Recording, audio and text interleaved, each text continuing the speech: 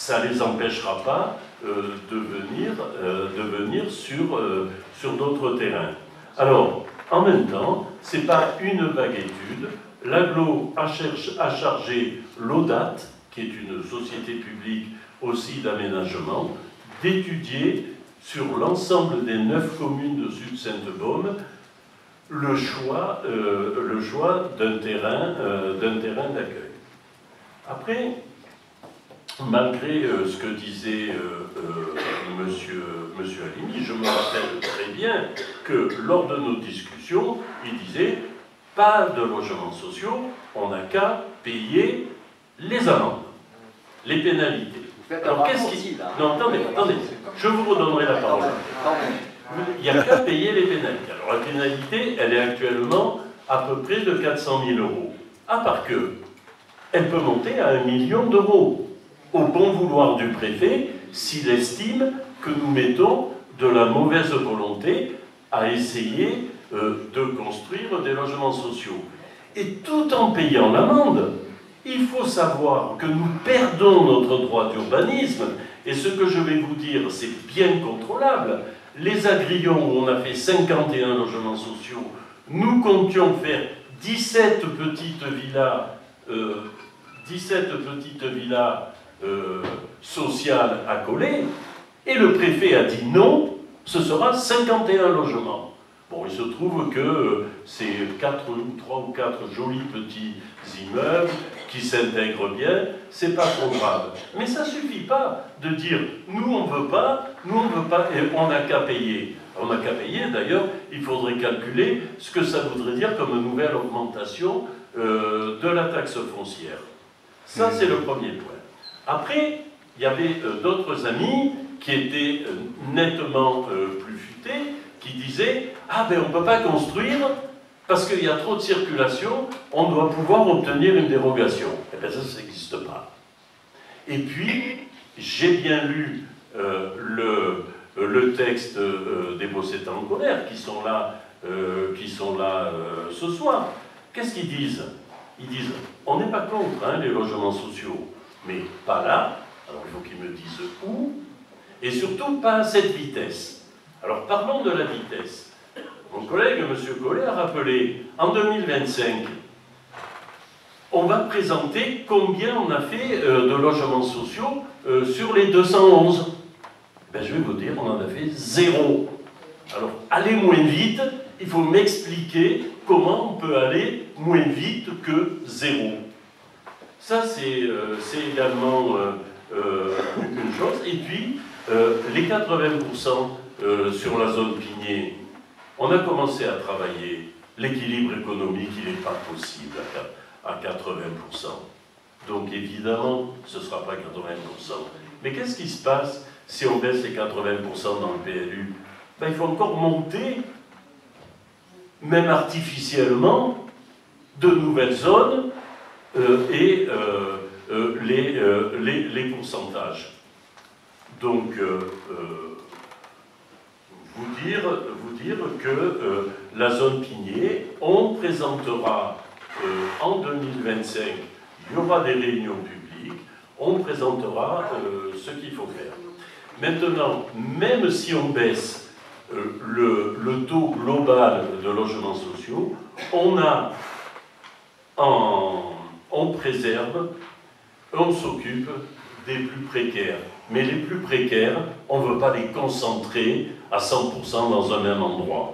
Et les recommandations du préfet, qui représente l'État, c'est de donner 30% des logements au PLAI, PLUS, encore des acronymes, mais ce sont des logements qui sont de même qualité que les autres, mais qui s'adressent avec des loyers plus faibles aux plus précaires.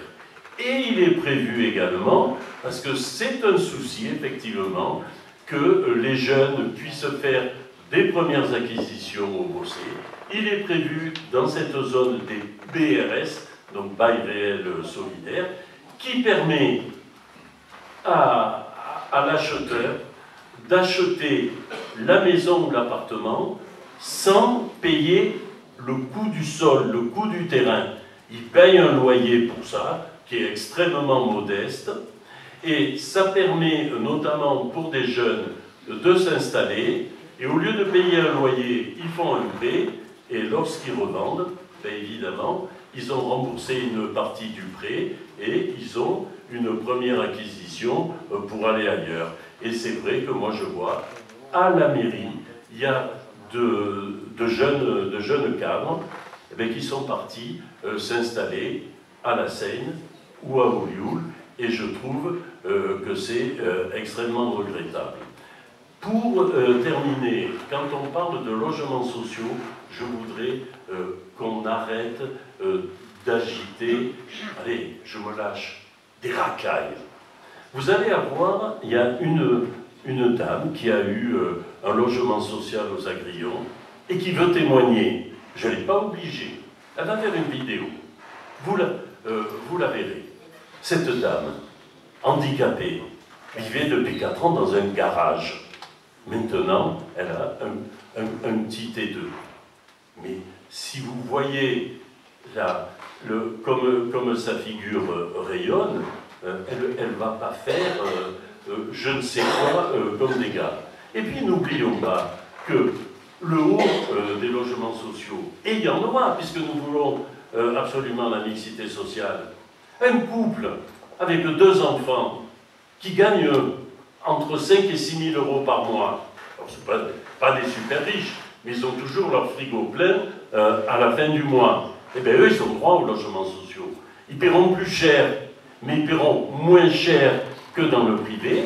Et j'ai fait une étude avec une agence du Bossé. Ces couples économiseront par an entre 2 000 et 2 500 euros. Ils verront leur niveau de vie augmenter. Voilà ce qu'est pour nous notre vue des logements sociaux.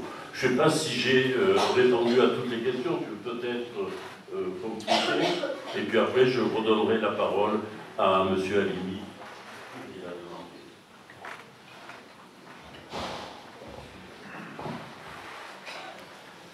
Bon, j'ai pas grand-chose à rajouter, si ce n'est qu'effectivement, la réalité de la commission d'attribution des logements montre qu'entre 70 et 80% des logements qui sont attribués à des gens qui habitaient déjà au Bossé ou qui travaillent au Bossé. Donc c'est pas tellement des gens qui viennent d'ailleurs. Ça c'est la réalité des statistiques de la commission d'attribution de logements qui est complètement transparente, sur lesquelles vous pouvez avoir toutes les informations. 78% exactement aux Agrillons. Donc ça c'est un point. Effectivement, moi je me rappelle d'une des pétitions qui a circulé et qui se terminait comme ça, en disant on n'est pas contre les logements sociaux parce qu'il faut bien que les administrés les plus modestes trouvent à se loger, mais c'est alors pas